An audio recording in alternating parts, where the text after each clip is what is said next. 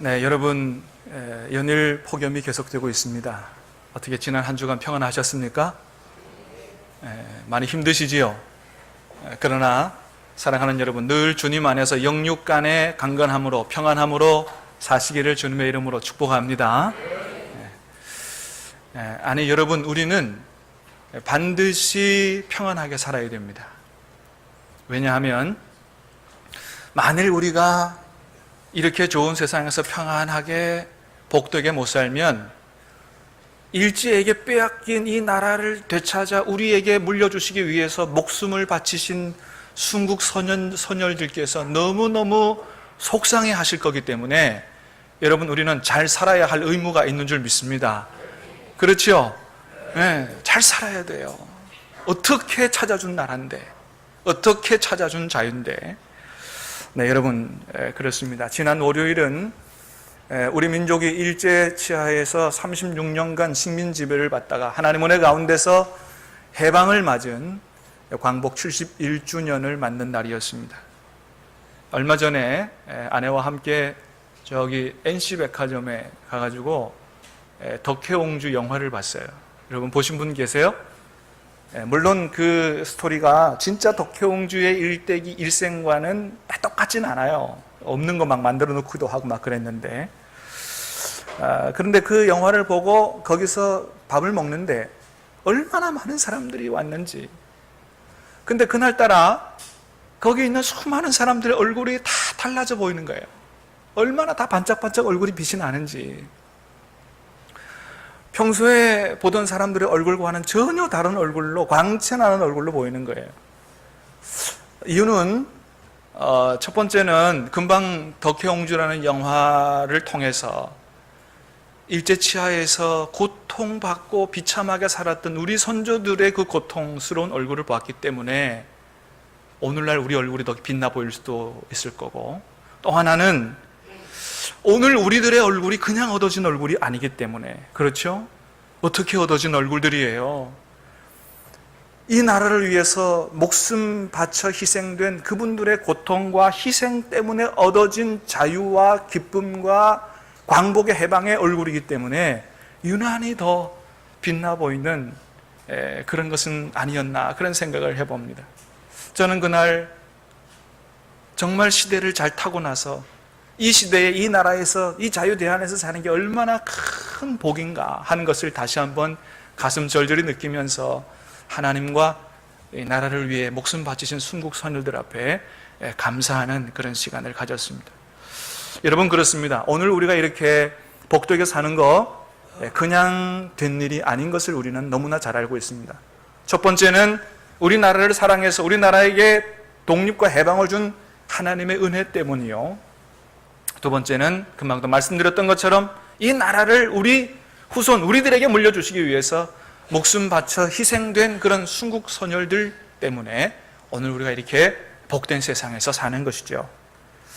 많은 분들이 나라를 위해서 목숨 바쳤습니다.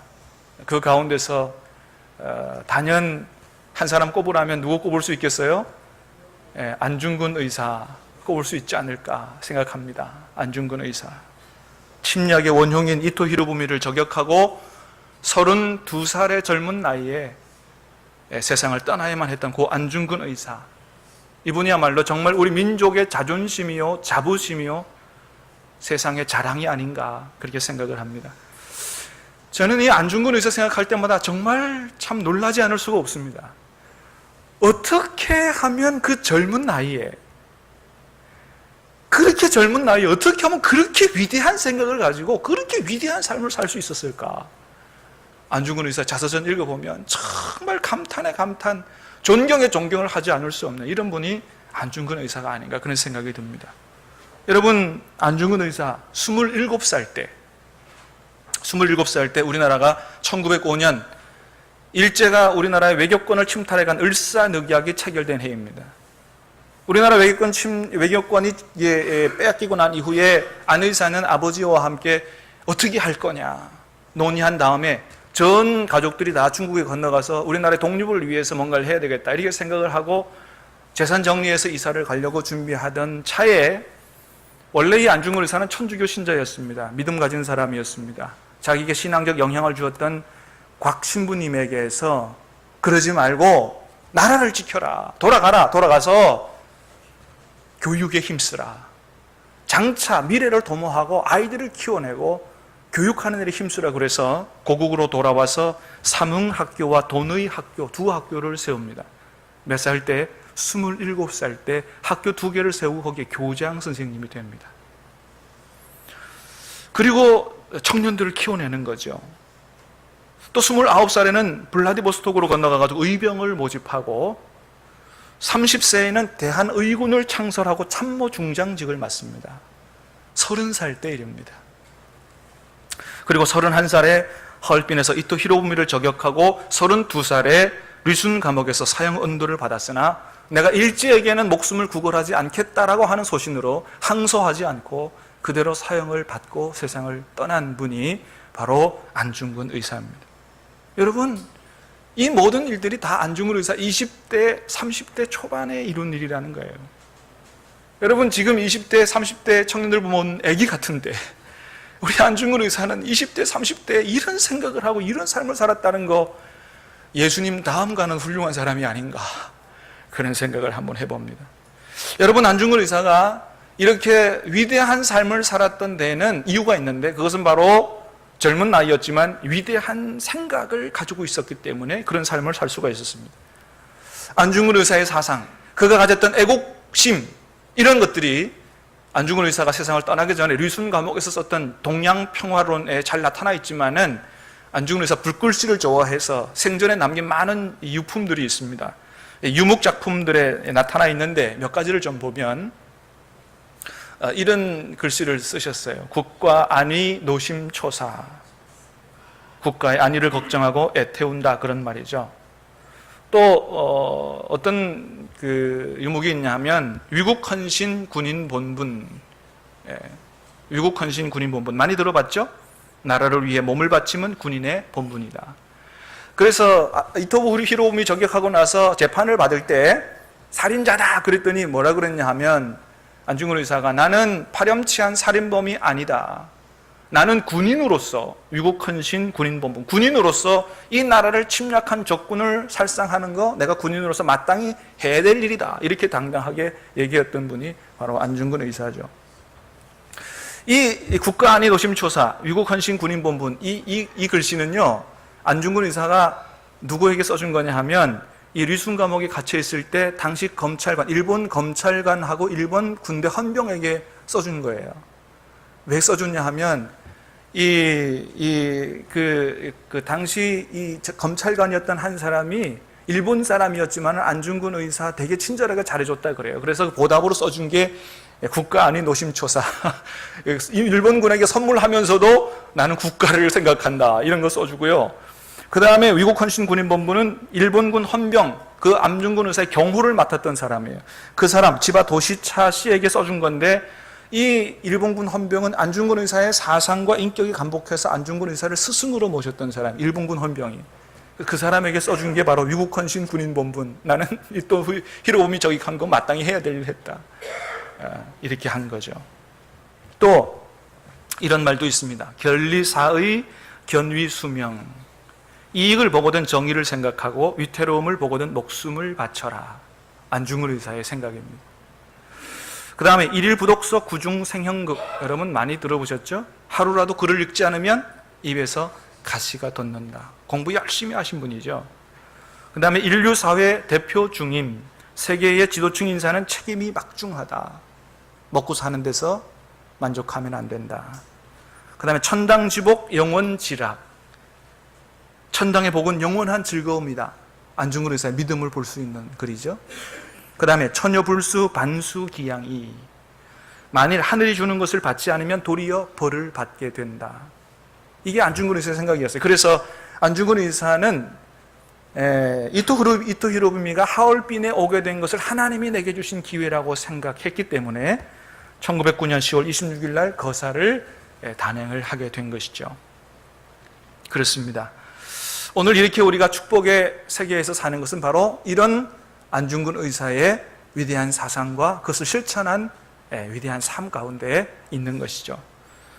또 여러분, 우리가 오늘 이렇게 광명한 세상에 사는 것은 안중근 의사 덕분만은 아니고 25살의 나이에 나라를 위해서 목숨을 버리신 윤봉길 의사 같은 분도 있죠.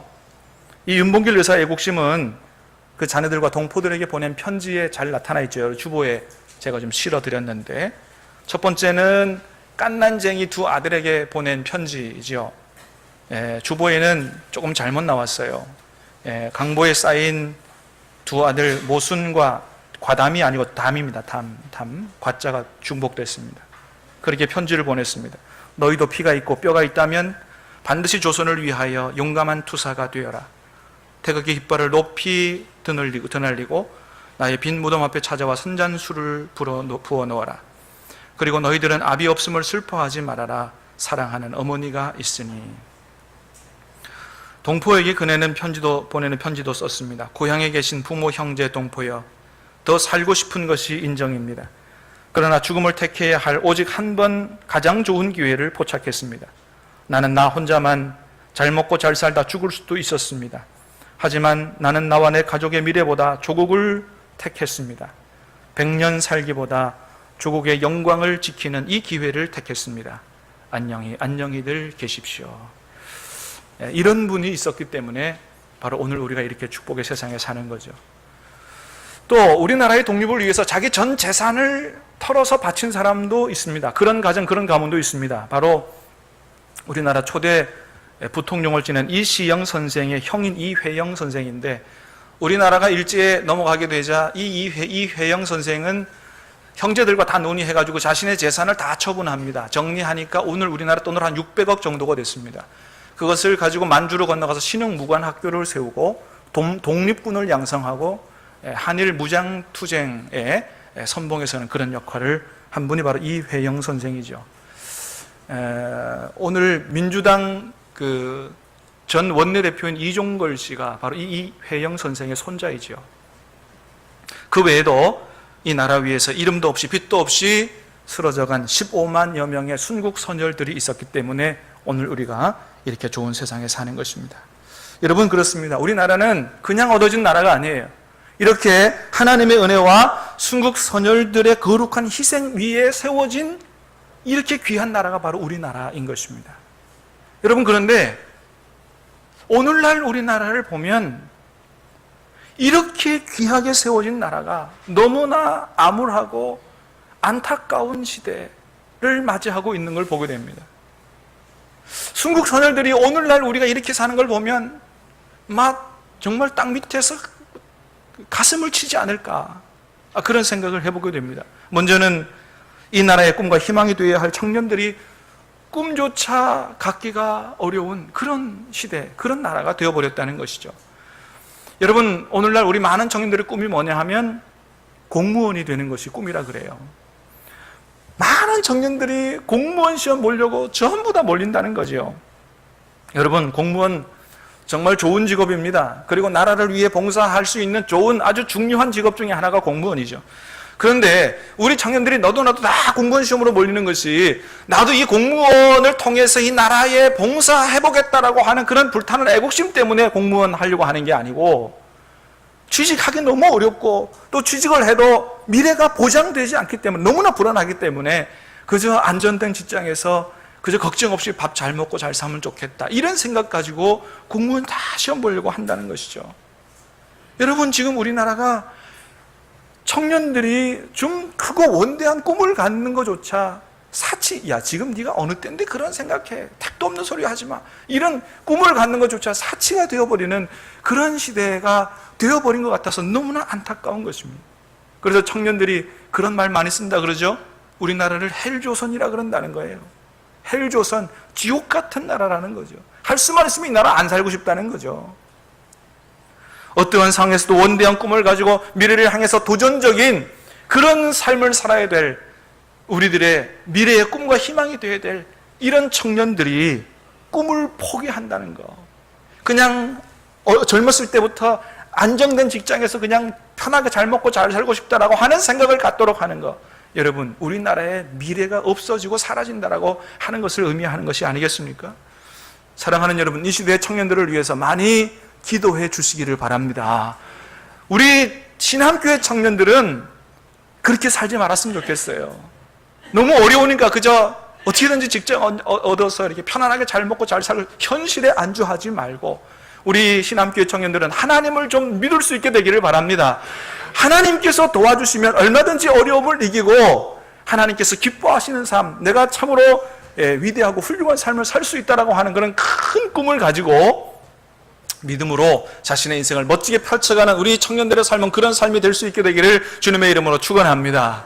성경을 보면 그렇게 믿음으로 승리한 사람들이 얼마나 많아. 요셉도 그렇고 다니엘도 그렇고 다윗도 그렇고 얼마나 어려운 청년 시절을 겪었어요. 그러나 결국에는 하나님이 함께 하시고 도우심으로 말미암아 총리도 되고 왕도 되고 얼마나 하나님의 영광을 위해서 위대하고 멋지게 살아간 줄 몰라요. 우리 청년들에게도 그런 은혜가 있게 되기를 다시 한번 주님의 이름으로 축원합니다. 또 하나 우리를 슬프게 하는 것은 누구보다도 국민의 본이 되고 이 국민들을 잘 섬겨야 될 그런 고위 공직자들, 사회 지도층 인사들이 청와대 인사들, 무슨 부장판사, 검사장 이런 사람들이 여러 연줄을 이용해서 자신들의 재산이나 늘리는데 정신이 없는 이런 사람들이 너무나 많다고 하는 거예요. 너무너무나 가슴 답답한 현실을 살고 있는 거죠. 또 여러분 다 뉴스 통해서 들어서 아시겠지만 한전이라는 공기업, 어느 나라에서도 찾아볼 수 없는 그런 악질적인 누진세 제도 이용해서 서민들의 피를 빨고 그 돈으로 자기들 임직원들 3천억대의 성과급 잔치나 하는, 여러분 이 되겠습니까? 여러분 전기 가지고 무슨 수출했나요? 무슨 성과급이에요? 그 돈 어디서 얻은 겁니까? 우리 서민들 피 빨아서 얻은 돈 아니에요? 그거 가지고 성과급 잔치한다는 게 말이나 되느냐 말입니다. 참으로 기가 막힐 노릇이죠. 이번에도 한전이 전단기에만 6조 원대 이익을 냈다고 합니다. 누구 돈 받아서? 전기 2배 썼다고 전기세 5배, 10배 받는 나라가 세상에 어디 있습니까? 5주 이상 하면, 저 미국에 있는 블룸버그 통신이 뭐라고 기사를 썼냐 하면, 공장용 전기보다 가정용 전기요금이 더 비싼 나라가 있답디다. 그렇게 우리나라 얘기를 썼어요. 말도 안 되는 것이죠. 그러고서는 직원들 해외 연수에는 얼마나 많은 돈을 썼는지 5박 8일짜리 미국 연수에 1인당 900만 원씩 8억 원 쓰고, 또 강의해준 미국 교수님들에게 2시간 강의하는데 1,600만 원씩 주고. 여러분 이게 되겠느냐는 거예요. 우리나라 서민들, 노인들, 장애인들은 이 폭염에 에어컨 못 틀어가지고 에어컨 틀면 40만 원, 50만 원 전기세 나오게 하는 게 말이나 되느냐 말입니다.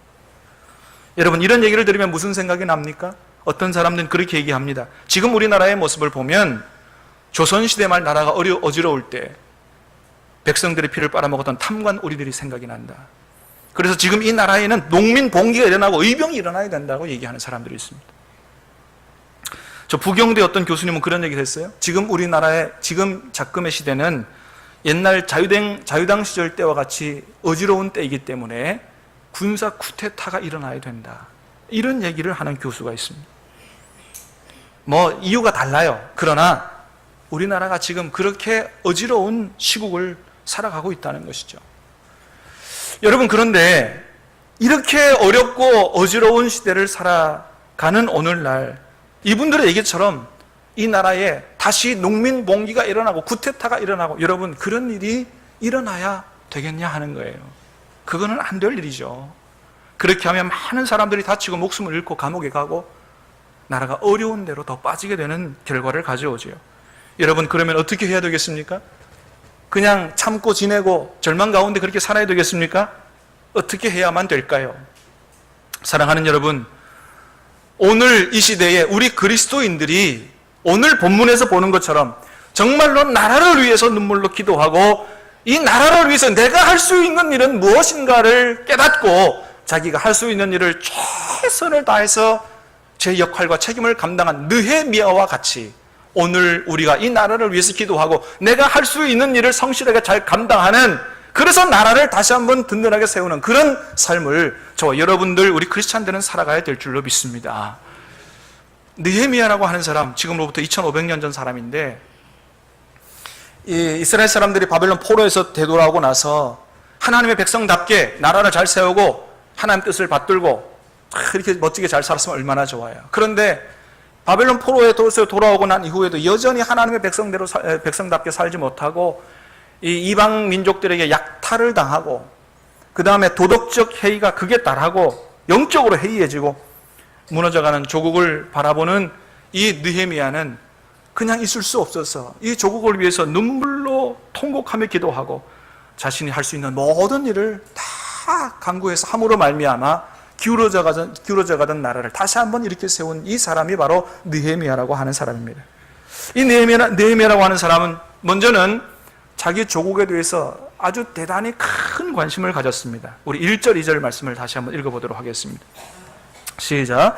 하그라의 아들 느헤미야의 말이라. 아닥사스다 왕 제20년 기스루월에 내가 수산궁에 있는데 내 형제들 가운데 하나인 하나니가 두어 사람과 함께 유다에서 내게 이르렀기로 내가 그 사로잡힘을 면하고 남아있는 유다와 예루살렘의 사람들의 형편을 물은즉. 아멘. 느헤미야가 이스라엘이 어려울 때 그 현장에 있었던 게 아니고 저 페르시아 제국의 수산궁에 있었다.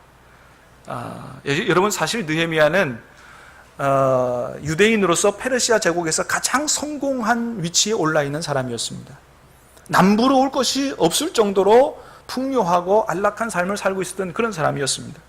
1절과 11절에 보면 그가 수산궁에 있었다고 그랬고, 수산궁에서 어떤 직책에 있었다고 그랬냐 하면 왕의 술 맡은 관원으로 있었다고 그랬습니다. 여러분, 옛날에는 항상 왕들이 음식으로 독사를 당할 위험이 있었기 때문에 자기가 마시는 술이라든지 자기가 먹는 음식, 이 술관원, 이 떡관원은 가장 자기가 신뢰하는 사람을 거기다가 이렇게 위치시켰습니다. 그러니까 이 느헤미야는 당시 아닥사스다 왕에게 가장 신임을 얻고 있었던 사람 중에 하나다, 이렇게 얘기할 수가 있죠. 왕의 가장 큰 신임을 얻어요. 왕의 오른팔로서 국사도 같이 논의해요. 왕실이 주는 아주 그 엄청난 부와 권력을 누리고 살아요. 남부러울 것이 없이 사는 그런 사람이 느헤미야입니다. 여러분, 보통 사람 같았으면 내가 오늘날 이렇게 다른 나라에 와서 세계로 호령하는 페르시아 제국에 와서 이렇게 출세했는데 조국 뭐 없어도 된다. 사실 조국이 내게 해준 게 뭐 있냐? 별로 신통하지도 않는 이 조국, 뭐 어려움을 당하고 오히려 괜히 그거 얘기하고 내가 유대인이라는 신분을 밝히고 그러면 괜히 나도 어려워질 수 있으니까 아예 신경 끄고 그렇게 그냥 왕에게 잘 보이고 그냥 그렇게 편안하게 그렇게 살아가려고 하는 사람들이 많을 거예요. 그런데 여러분, 느헤미야는 그렇게 할 수 없었다는 거예요. 조국에 어떤 일이 있었느냐 물어보고 어려움을 당했다니까 눈물 흘리고 통곡하고 기도하고 왕에게 내가 좀 가가지고 어떻게 우리 나라를 좀 도울 길을 열어달라고 그렇게 부탁을 하는 이런 일을 했다고 하는 것입니다. 여러분, 그래요. 느헤미야는 그저 자기 자신의 안락한 삶에 만족하지 않았다는 거예요. 제일 먼저는 자기 민족에 대한 지극한 관심을 가지고 있었다고 하는 것입니다. 여러분, 그렇습니다. 우리 크리스찬들은 그저 나만 잘 먹고 잘 살면 된다고 하는 그런 생각에서 벗어나야 한다고 하는 것입니다. 내 주위의 사람들은 어떻게 살고 있는지, 우리나라의 정치는, 경제는, 사회 문화, 법과 교육은 어디로 가고 있는지에 대해서 관심을 가져야 한다고 하는 것입니다. 느헤미야가 바로 그런 사람이었다고 하는 거예요. 그렇기 때문에 하나님이 그 느헤미야를 통해서 기울어져가는 이스라엘 민족을 다시 회복시키는 놀라운 역사를 이루어 가셨다고 하는 것입니다. 어떤 사람들은 그렇게 생각합니다. 우리 크리스찬들은 세상에 소망을 두지 말고 오직 하늘에 소망을 두고 살아야 된다, 그렇게 생각을 하는 분들이 있어요. 맞는 말입니다. 그러나 그 말은 정말로 세상에 궁극적 소망을 두지 말고 하늘나라에 소망을 두고 살아야 된다, 이런 말이지, 세상에 관심 끄고 오직 하나님만 바라보고 기도만 하고 그냥 그렇게 살아야 한다, 이런 얘기가 아니라고 하는 거예요. 사랑하는 여러분, 우리 하나님은 이 세상을, 우리 나라를 지극히도 사랑하시는 줄로 믿습니다. 하나님의 나라는 이 땅에 하나님의 나라가 이루어지고 하나님의 정의와 공의가 이루어지기를 원하시는 줄로 믿습니다. 그 하나님 나라를 이루어 가시는 일에 누구를 쓰시기를 원하시는 거예요? 저와 여러분들을 쓰시기를 원하시는 거예요. 이 땅에 우리가 하나님의 나라를 이루고 하나님의 정의와 공의를 이루어 가야 되는데, 이 세상을 하나님의 나라로 변화시켜 가야 되는데 우리가 이 세상에 관심 없이 그저 천국 소망만 가지고 산다? 그거는 잘못된 것입니다.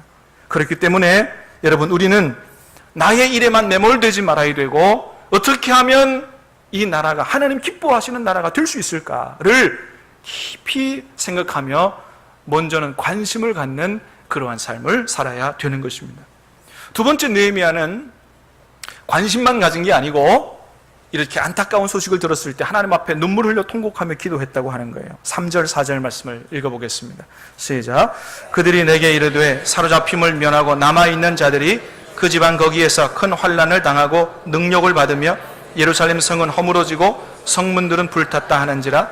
내가 이 말을 듣고 앉아서 울고 수일 동안 슬퍼하며 하늘의 하나님 앞에 금식하며 기도하여. 아멘. 여러분, 그래요. 느헤미야가 조국에 환난당한 어려운 소식을 들었을 때 그것을 남의 일로 여기지 않았다는 거예요. 마치 내 집이 불탄 것처럼, 우리 가족이 능동을 당하는 것처럼 그렇게 여기고 가슴을 치고 수일 동안 앉아서 그렇게 하나님 앞에 눈물로 기도했다고 하는 거예요. 아쉬운 게 하나도 없는 사람인데 이렇게 조국을 위해서 눈물로 통곡하며 금식하며 기도했다고 하는 것입니다. 여러분, 그렇습니다. 이스라엘 회복의 역사는 이렇게 느헤미야의 눈물의 기도를 통해서 이루어진 것입니다. 그러므로 느헤미야의 기도는 이스라엘의 역사를 바꾼 그런 기도였던 거예요. 할렐루야. 사랑하는 여러분, 오늘 우리의 기도를 통해서도 하나님이 우리나라 미래의 역사를 바꾸어 가실 줄로 믿습니다. 우리는 그거 믿고 기도해야 돼요. 내 기도가 뭐 대단하겠냐? 아니라는 거죠. 정말로 나라를 사랑하여 하나님의 뜻을 위하여, 하나님의 영광을 위하여, 나라를 위하여 기도하는 우리 기도를 들으시고 하나님이 역사를 바꾸신다고 하는 것입니다. 느헤미야의 기도를 통해서 역사를 바꾸어 가셨다고 하는 거예요. 여러분, 그렇습니다. 느헤미야는 하나님이 내 기도를 들어주시고 우리 민족의 역사를 바꾸실 것을 확실히 믿었습니다. 왜요? 하나님은, 내가 믿고 기도하는 하나님은 놀라운 하나님이기 때문에 그렇다는 거예요. 5절 말씀을 읽어보겠습니다. 5절 시작. 이르되 하늘의 하나님 여호와 크고 두려우신 하나님이여, 주를 사랑하고 주의 계명을 지키는 자에게 언약을 지키시며 긍휼을 베푸시는 주여 간구하나이다. 아멘. 느헤미야가 믿고 간구한 하나님이 어떤 하나님이에요? 하늘의 하나님 여호와, 크고 두려우신 하나님이요. 하늘의 하나님이라고 하는 것은 내가 믿고 기도하는 하나님이 온 세상을 두루 통치하시고 지배하시는 그런 절대적 주권을 가지신 하나님이다라고 하는 걸 얘기하는 거예요. 두 번째는 크고 두려우신 하나님이에요. 어떤 나라도 어떤 권세도 이길 수 없는 절대 권세, 절대 지존의 하나님이 바로 내가 믿고 기도하는 하나님이다. 할렐루야. 사랑하는 여러분, 이 하나님이 바로 저와 여러분의 하나님이신 줄로 믿습니다. 하늘의 하나님, 크고 두려우신 하나님, 누구도 그 뜻을 거역할 수 없는 절대지존자 하나님, 이게 바로 우리 하나님이라는 거예요. 여러분, 금방도 말씀드렸던 것처럼 느헤미야는 당시 전 세계를 제패한 페르시아 제국의 술 맡은 관원으로 있었어요. 왕의 가장 신임을 받는 사람이었습니다. 그러면 사실은 기도하기보다 내가 믿는, 내가 나를 사랑하고 믿어주는 왕이 있는데 그 왕한테 가서 먼저 이런 얘기를 했을 수도 있을 거예요. 그래도 얼마든지 길이 열릴 수도 있을 테니까. 근데 여러분, 느헤미야는 그렇게 하지 않았다는 것입니다. 자기 왕에게 부탁하기보다 누구에게 먼저? 하나님 앞에 먼저 나아가서 기도했다고 하는 거예요. 무엇을 얘기하는 겁니까? 느헤미야가 자기가 섬기는 세계 패권을 가지고 있는 이 아닥사스다 왕보다 누구를 더? 내가 믿는 하나님, 하늘의 하나님, 크고 두려우신 하나님, 그 하나님을 더욱더 크게 믿고 신뢰했다고 하는 것을 볼 수가 있습니다. 사랑하는 여러분, 저와 여러분, 우리가 섬기는 하나님이 그렇게 놀라운 하나님이신 줄로 믿고, 여러분 어떤 염려 걱정이 있든지 또 이 나라의 문제를 위해서도 그 하나님 앞에 기도할 수 있게 되기를 주님의 이름으로 축원합니다. 또 하나는, 느헤미야는 분명한 역사 인식이 있는 사람이었다고 하는 거예요. 6절, 7절, 9절, 10절 읽겠습니다. 시작. 이제 종이 주의 종들인 이스라엘 자손을 위하여 주야로 기도하오며 우리 이스라엘 자손이 주께 범죄한 죄들을 자복하오니 주는 귀를 기울이시며 눈을 여시사 종의 기도를 들으시옵소서. 나와 내 아버지 집이 범죄하여 주를 향하여 크게 악을 행하여 주께서 주의 종 모세에게 명령하신 계명과 율례와 규례를 지키지 아니하였나이다. 9절입니다. 만일 내게로 돌아와 내 계명을 지켜 행하면 너희 쫓긴 자가 하늘 끝에 있을지라도 내가 거기서부터 그들을 모아 내 이름을 두려고 택한 곳에 돌아오게 하리라 하신 말씀을 이제 청하건대 기억하옵소서. 이들은 주께서 일찍이 큰 권능과 강한 손으로 구속하신 주의 종들이요 주의 백성이니이다. 아멘. 아멘. 여러분, 그렇습니다. 느헤미야는 자신의 민족 이스라엘이 어떻게 세워진 민족인지 분명히 알고 있었습니다. 이 민족이 왜 망하게 되었는지도 알고 있었습니다. 이 망한 민족이 어떻게 하면 다시 회복될 수 있는지도 알았습니다. 다시 말하면 분명한 역사 인식을 가지고 있는 사람이었다고 하는 거예요. 여러분, 그렇습니다. 우리에게도 분명한 역사 의식이 있어야 할 줄로 믿습니다. 일찍이 단체 신채호 선생은 얘기했습니다. 역사를 잊은 민족에게는 미래가 없다고 했습니다. 여러분, 근데 우리나라 역사에 대한 중요성을 너무나도 간과하고 있는 것 같아요. 지금은 우리 수능의 아이들 시험에 한국사 편입이 됐지만 얼마 전까지만 해도 한국사 시험이 없었습니다. 한국사 시험 안 쳐도 된다는 거예요. 여러분, 이게 말이나 되느냐는 말. 그러니까 애들이 나라 역사를 모르는 것입니다. 그러니까 걸그룹 애들 보면 뭐 안중근에서 사진을 갖다 누구냐 그러니까 무슨 김똑강이니 뭐 이런 얘기하고, 광복절에 일본에 가서 공연했다고, 일본 고맙다고 땡큐 재팬 뭐 이러면서 전범기인 우길기를 갖다가 자기 인스타그램에 올려놓고, 광복절에 말입니다. 이게 여러분, 이번 광복절 경축사에 박 대통령도 아주 큰 실수를 하나 했죠. 안중근 의사가 류순 감옥에서 죽었습니다. 하얼빈 감옥에서 죽었다고 했던 거예요. 여러분, 고등학생 정도만 돼도 다 아는 얘기를 어떻게 광복절 경축사에 이런 실수를, 그거 연설문 써준 사람도 모르고 참모들도 모르고, 여러분, 이래서 어떻게 우리나라 미래가 있다고 얘기할 수가 있겠느냐 하는 거예요. 사랑하는 여러분, 지금부터라도 우리 모두가 다 우리 역사에 대해 관심을 가지고 우리 자녀에게 이 역사의 중요성에 대해서 분명하게 가르쳐야 할 줄로 믿습니다. 역사를 잊은 민족에게는 미래가 없다라고 하는 사실을 우리는 가슴에 다시 한번 새겨야 할 것입니다. 사랑하는 여러분, 느헤미야는 자신의 나라에 관심을 가졌습니다. 환난당한 조국을 위해서 눈물로 기도했습니다. 분명한 역사의식을 가지고 자신이 조국을 위해서 무엇을 해야 될지를 분명히 인식하고 도탄에 빠진 나라를 다시 세우기 위해서 자신의 인생을 던졌던 사람이 이스라엘의 느헤미야요, 우리나라에는 안중근 의사와 같은 분이 있는 것입니다. 그로 인해서 나라가 새로워진 것입니다. 사랑하는 여러분, 이 시대에 우리나라에도 이런 느헤미야 같은 인물이 필요한 줄로 믿습니다. 사랑하는 여러분, 저와 여러분들이 느헤미야 같이, 안중근 같이는 못할지라도 그들의 마음과 삶을 본받아 그렇게 살 수 있게 되기를 주님의 이름으로 축원합니다. 우리 신함교회 성도들은 자기의 삶에만 매몰되지 말고, 내 가족, 내 자식에게 매몰되지 말고 어려움에 빠진 나라를 위해 기도하고, 내가 이 나라를 위해서 할 수 있는 일은 무엇인가를 분명히 인식하고, 나라를 위해서 내가 할 수 있는 일을 잘 감당함으로 말미암아 어려움에 빠진 나라를 다시 하나님 기뻐하시는 나라로 세우고 세계 열방을 향한 축복의 나라로 우리나라를 만들어가는 일에 다 함께하는 우리 신함교회 성도들 될 수 있게 되기를 예수님의 이름으로 축원합니다. 기도하겠습니다. 하나님 아버지,